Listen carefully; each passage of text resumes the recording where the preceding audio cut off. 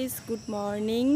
তো অনেক দিন পর মানে এরকম সামনে ফেস নিয়ে একটা ফার্স্ট মানে ব্লগ শ্যুট করতে যাচ্ছি। তো তোমরা সবাই কেমন আছো? আশা করছি সবাই খুব ভালো আছো। আমার কথা উল্টে পাল্টে যাচ্ছে, যাই হোক, যেহেতু আমি ব্লগ করি না। তো এর আগের দিন আমি একটা ভিডিওতে তোমাদেরকে দেখিয়েছিলাম যে আমাদের এখানে মানে রাস্তা আর কি ভেঙে গেছে, তো সেটা এখনও পর্যন্ত ঠিক করা হয়নি। তো আজকে সেই রাস্তাটা আবার আমি তোমাদেরকে দেখাবো, তোমরা দেখো মানে এখন কীরকম অবস্থায় আছে। তো চলো, একদম আমাদের বাড়ির সামনে যেহেতু ঘটনাটা ঘটেছে, আমি তোমাদের ব্যাক ক্যামেরা করে দেখাচ্ছি। আর পিছনে দেখো, এইদিকে সমস্ত ধান ক্ষেত, পাট ক্ষেত, ঠিক আছে। এই যে দেখো, আমি বলেইছিলাম যে জমিটা অর্ধেকটা ভেঙে গেছে, অর্ধেকটা মানে একটুখানি ভেঙে গেছে, যাই হোক, পাটের ক্ষেতটা নষ্ট হয়ে গেছে।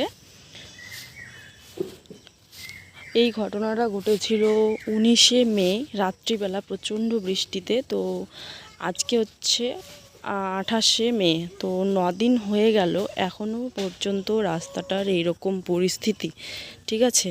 এখনও পর্যন্ত রাস্তাটা ঠিক করেনি, পঞ্চায়েতকে জানানো হয়েছে, ঠিক করার কথা বলছে, বাট 9 দিন হয়ে গেল এখনও পর্যন্ত কিচ্ছু হয়নি। আর সবাই যাতায়াত করে এই যে এদিক থেকে আসে, আর এই যে নিচ দিয়ে নেমে সবাই ওই পারে চলে যায়, আবার ওই দিক থেকে কেউ আসলে সেমভাবে আর কি যাতায়াত করে।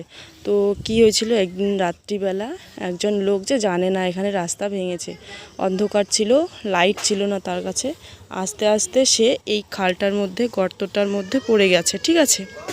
গর্তটার মধ্যে পড়ে গেছে, সে তো জানে না। তারপর এইরকম করে বাঁশ দিয়ে বাঁধানো হয়েছে যাতে আর কেউ না পড়ে, ঠিক আছে।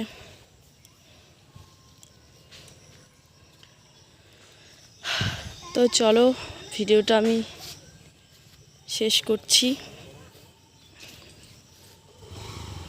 এই দেখো, লোক চলে এসে আবার ওইদিকে ঘুরে ঘুরে যাচ্ছে, ঠিক আছে। অনেকেই আসে আবার ঘুরে যায়, যারা যারা জানে না আর কি এখনও পর্যন্ত, সবাই আসে আবার ওই দিক থেকে ঘুরে পিছন দিক দিয়ে চলে যায়। তোমরা যারা যারা এই ভিডিওটা এখনও দেখোনি, শেয়ার করোনি, তোমরা সবাই ভিডিওটা দেখো, শেয়ার করো। আর আমার এরকম অবস্থা কারণ আমি মানে স্নান করলাম, স্নান করে এখনও মানে চুলটা শুকাচ্ছি আর কি বাইরে, এখনও সিঁদুর টিঁদুর কিছুই পরা হয়নি, যার জন্য আমার এরকম অবস্থা।